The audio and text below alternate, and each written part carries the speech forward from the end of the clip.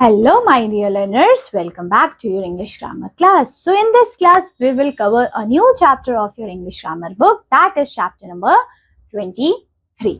अब ये 23 है. ये तो रीडिंग कॉम्प्रिहेंशन का चैप्टर होने वाला है. मतलब इसमें क्या होता है, देखिए इसमें ना पैसेज होता है. आपने देखा होगा अपने एग्जाम्स में, है ना, सीन अनसीन पैसेज आते हैं. तो हम इसमें देखेंगे बेटा, सबसे पहले देखिए पैसेज को पढ़ना और उसके मीनिंग को ग्रैब करना, वो हमारा जैसे जो पोएम्स और स्टोरीज जो हमारी इंग्लिश में होती है, वो मेन मकसद नहीं है कि हमें इसको पैसेज को पूरा इन डेप्थ. हमें मेन ये चीज होनी चाहिए कि जो उसमें से क्वेश्चंस आते हैं हमें कैसे सॉल्व करने होते हैं. पहले पैसेज पढ़ना चाहिए या पहले क्वेश्चंस करने चाहिए, क्वेश्चंस को कैसे पैसेज में से ढूंढना चाहिए, ये कॉन्सेप्ट हमारा पढ़ने का है. ठीक है, तो इसमें कुछ पोएम्स है, कुछ स्टोरीज है, बहुत सारी है. तो हम कोशिश करेंगे ज्यादा से ज्यादा हम क्लास में करें, और एक दो हम होमवर्क भी दे सकते हैं ताकि आप खुद से उसको ट्राई करेंगे. क्योंकि ये चीज है ना, कितना भी बता दें वो नहीं अच्छे से क्लियर होती जब तक हम खुद से ना पढ़े, खुद से क्वेश्चंस ना सॉल्व करें. तभी तो हमें पता लगेगा कि वो हमारा जो कॉम्प्रिहेंशन था, वो जो आपका पैसेज था, वो आपको क्लियर हुआ है कि नहीं हुआ है, कैसे ढूंढेंगे. तो ये सारी चीजें तभी क्लियर होती है. ठीक है, चलिए. सो सबसे पहले read the story given below. ये पहली स्टोरी लिखी है, इसको आपने पढ़ना है. ठीक है, क्या लिखा है देखिए, स्टोरी एंड उसके बाद कुछ क्वेश्चन आंसर दिए. तो आप कोशिश करिए कि पहले पैसेज ही पढ़ लीजिए. ठीक है, चलिए. सबसे पहले क्या लिखा है, once there was a miser who kept all his gold hidden under the stone in the garden. अब एक ऐसा जो लालची होता है ना, माइजर जो कंजूस है, लालची है, वो अपना सारा का सारा गोल्ड वगैरह कहाँ रख के रखता था, एक स्टोन में, गार्डन के स्टोन में, इन हिज गार्डन. ठीक है, अंडर द स्टोन, स्टोन के नीचे रखता था जो उसके गार्डन में था. ठीक है, तो वो वहां छुपा के रखता था ताकि कोई देख ना ले, किसी को पता ना चल जाए उसके पास क्या क्या है. ठीक है, तो इस तरीके का उसका बिहेवियर था. He never spent his gold and he would count his coins before going to bed each day. So रात में सोने से पहले अपने गोल्ड के कॉइन्स चेक करता था. वो इतने इतने कॉइन्स उसने जो मार्क किए थे वो है या नहीं है. ठीक है, उसको यूज नहीं किया करता था वो गोल्ड को, बस वो इकट्ठा करता रहता था. क्योंकि वो माइजर था, वो खर्च नहीं करता था, वो अपने पास स्टोर करके रखता था. So one day a thief saw him counting his coin. और एक बार तो जिसका जो नहीं चीज होनी चाहिए थी वही होगी, थीफ ने, चोर ने देख लिया कि अच्छा इसके गार्डन में इतना सारा गोल्ड है. After the misers went to sleep, जब वो इंसान सोने चले गया, the thief entered the garden and stolen all his gold. और वो आया रात में उसके गार्डन में और जितना सोना चांदी उसने छुपा के इतने मेहनत से रखे हुए थे वो सब चुरा लिया. The next morning, अब अगले दिन क्या हुआ, The miser was shocked to see that all his gold were missing. जब उसने देखा कि सारे के सारे गोल्ड उसके मिसिंग हैं, and began to cry, और वो रोने लग गया. क्यों? क्योंकि उसने तो बड़े संभाल के रखी थी ये सब चीजें और वो गुम हो गई. देन उसके बाद क्या बोलता है, his neighbors came running and asked him what had happened. और उसके नेबर्स तब आते हैं जब वो रोने लग गया कि क्या हो गया, सब ठीक है. Then he told them about the incident. और वो फिर उनको इंसिडेंट्स के बारे में बताता है. The neighbors asked him why he had not kept the gold in the house. As it would be a safer place inside. तो सब लोगों ने कहा तुमने बाहर क्यों गोल्ड को रखा हुआ था, गोल्ड जैसी चीज तो आपको घर पे रखनी चाहिए थी. तो ये चीज जब उसको बोली तो वो क्या कहता है, the miser told that he never thought of spending the gold. उसको था कि वो कभी गोल्ड को स्पेंड ही नहीं करेगा, खर्च ही नहीं करेगा. तो उसने क्या किया, the miser told that he never thought of spending the gold, so he always kept it hidden. उसने ना, उसको लगा कि मैं घर पे रखूंगा तो कहीं मुझे दिख जाए तो इसको मैं छुपा के रख देता हूँ, इसलिए मैंने गार्डन में छुपा के रख दिया. The neighbors told him that unused gold was just as useless as stone and that he could not cry over it again. Of course, उन नेबर्स ने उनको क्या समझाया कि जो अगर वो गोल्ड ही अनयूज था, अनयूज मतलब उसको यूज ही नहीं कि तुमने किया, तो वो क्या है, एक तो बेकार की चीज जैसे कि पत्थर होता है. तो उसने गोल्ड को, उसके नेबर्स ने एक पत्थर से ही कंपेयर कर दिया. उसको कहा कि तुम सोचो कि ये पत्थर ही था, क्योंकि जब तुम गोल्ड को अनयूज ही कह रहे हो तो that means it is just like a stone. तो ये थी छोटा सा हमारा क्या पैसेज. इस तरीके से हमने पैसेज तो पढ़ लिया, हमने देख लिया क्या है ये पैसेज. ठीक है, अब क्या होगा, अब यहाँ क्वेश्चंस कुछ पूछे जाएंगे. हमारा क्या है, हु इज माइजर. अब फर्स्ट वाला जो क्वेश्चन पहले ही आएगा, क्या है माइजर, हु इज माइजर, माइजर कौन था. There was a miser who kept all his gold under his garden.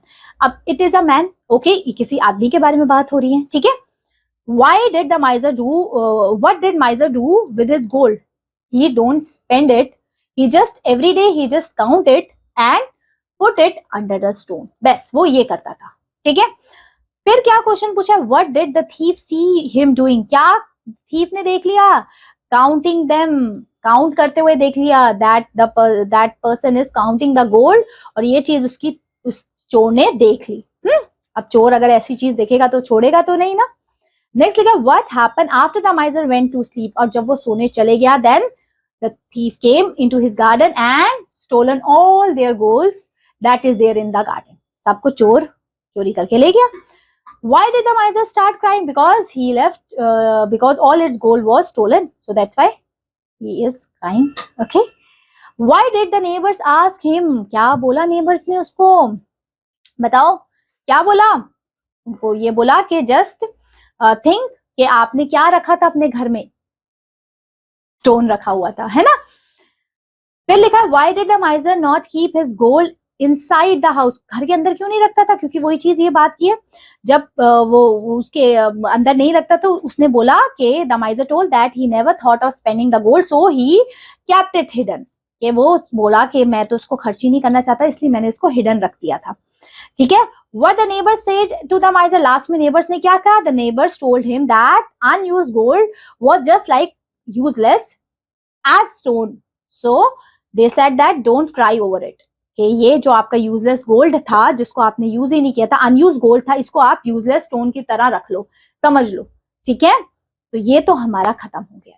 किस तरीके से हमने पढ़ना है, अब देखिए, अब सिनोनिम्स अगर कोई आपसे पूछे, सिनोनिम्स मतलब क्या होते हैं कि जो आपके क्या होते हैं, सेम होते हैं, ठीक है। सेम मतलब जिसका मिलता जुलता मीनिंग हो, जैसे सबसे फर्स्ट है हॉरिफाइड, हॉरिफाइड मतलब डरना। अब डरना मतलब इधर देखते हैं, कोई भी वर्ड डरने से रिलेटेड लग रहा है तो हम उसको मार्क कर देते हैं। नेक्स्ट माइनस शॉक, डर गया, शॉक हो गया, तो शॉक इसी का वर्ड हो रहा है, तो हम यहाँ लिख देंगे, ठीक है। आगे कौन सा वर्ड पूछा, वेस्ट, वेस्ट मतलब क्या होगा, वेस्ट जो चीज अनयूज्ड है, यूजलेस है ना, यूजलेस बेटर लगेगा तो हम यूजलेस लिख लेंगे सिनोनिम्स में। अब एंटोनिम्स कोई आपसे पूछे ना, एंटोनिम्स मतलब उसका उल्टा बताना है। सेफ, कोई चीज सेफ कर लेना, सेफ का स्टोलन हो जाएगा, कोई चीज आपसे चोरी हो गई, है ना। अवेक मतलब उठना, स्लीप मतलब सोना, ठीक है। ऐसे मोरल ऑफ स्टोरी हमें पता लग गया, डोंट बी ग्रीडी, लालची नहीं होना है ना। सो ये इस तरीके से हमारा फर्स्ट पैसेज था जो हमने पढ़ा समझा, इसमें कोई दिक्कत तो नहीं हुई। ऐसे ही आपके सामने बहुत सारे पैसेज दिए हैं आपके बुक में। चलिए दूसरा पैसेज भी पढ़ते हैं। दूसरा पैसेज क्या है, read the passage given below, इस पैसेज को पढ़िए। दूसरा पैसेज क्या पूछा है, न्यू रिसर्च सजेस्ट मास, एक न्यू रिसर्च होती है, उसमें क्या पाया जाता है, new research suggest Mars which we know as a cold dry rocky planet. हमें पता है मार्स कैसा प्लैनेट है, कोल्ड है, ड्राई है एंड रॉकी प्लैनेट है, may once have actually been warmer and bitter, ठीक है। ये कैसा है, इसको हॉट प्लैनेट कहते हैं, वार्मर प्लैनेट है ये, स्पेशली 4th नंबर का प्लैनेट है। अब और क्या बताया इसके बारे में, the study said that rain and snow may have fallen on the red planet billions of years ago, massively shapes the surface of the planet we see today। और वो कहा जाता है कि जो रेन रेड प्लैनेट में गिरी, इसकी वजह से रेड प्लैनेट का इस तरीके का स्ट्रक्चर है। आगे क्या बोला है, there is a evidence of existence of water on the planet, ऐसा माना जाता है कि उस प्लैनेट पे पानी है, मार्स पे, मंगल ग्रह पे। Which suggested the possibility of life in Mars, और किसी साइंटिस्ट ने ये भी कहा है कि हमारे लाइफ पॉसिबल है, क्योंकि देखिए लाइफ के लिए पानी, हवा, दो मेन चीज होती है। अगर वो किसी भी प्लैनेट में है, दैट मीन्स वहां पे हम रह सकते हैं, जैसे हमारा प्लैनेट अर्थ है, ठीक है। सो वही चीज वहां पे बताई गई है, there is evidence of existence of water on the planet which suggested the possibility of life on Mars as living things need water to survive, ठीक है। क्योंकि पानी है, दैट मीन्स लिविंग थिंग्स को तो मेन पानी ही चाहिए, वहां वो था। This made it possible to understand how the surface of the planet could have change over the years when rain freezing and melting। of course किसी जगह का एटमॉस्फेयर चेंज तभी हो पाता है due to their climate, okay। The researchers conclude that the pattern of the dry valley, river belts and the lakes beds on Mars today could have been shaped by water, most likely from snow or rain as they came on the earth। ठीक है, तो इस तरीके का हमारा paragraph था।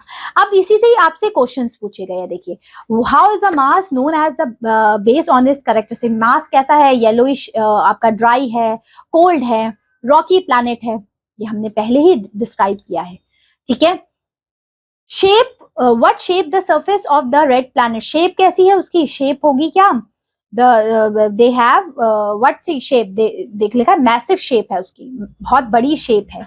ठीक है, नेक्स्ट लिखा है कौन सी चीज प्रूव करती है कि लाइफ हो सकती है मार्स पे, because there is the water, availability of water is there, so that's why we can say the life is also there in the planet Mars. Okay, What must have shaped the pattern of dry valleys, river belts, क्या ये pattern show करता है कि यहाँ पे कभी पानी रहा होगा, है ना। अब देखिए सिनोनिम्स आपने इस पैसेज से ढूंढना है। मैसिव मतलब कोई चीज बहुत ज्यादा है, दैट मीन्स क्या है, हम इसका सिनोनिम्स देखते हैं हमारे पैराग्राफ में, अगर कोई ह्यूज टाइप का कोई दे रखा है, ठीक है, सो हम वो लिख सकते हैं। ठीक है, सो वी विल राइट, हमारे से कौन कौन से पूछा, एक मैसिवली का पूछा है, इविडेंस का पूछा है, सर्वाइव का पूछा है। ठीक है, सो देखिए, एविडेंस मींस उसका एग्जिस्टेंस होना। ठीक है, ये हो सकता है, सर्वाइव मतलब लाइफ होना, सर्वाइव होना मतलब वहां पे पॉसिबिलिटी ऑफ लाइफ होना, वी कैन कॉल। ओके, तो we will understand, we will see कि कोई उसका मीनिंग लिखा है, सिनोनिम्स यहाँ पे।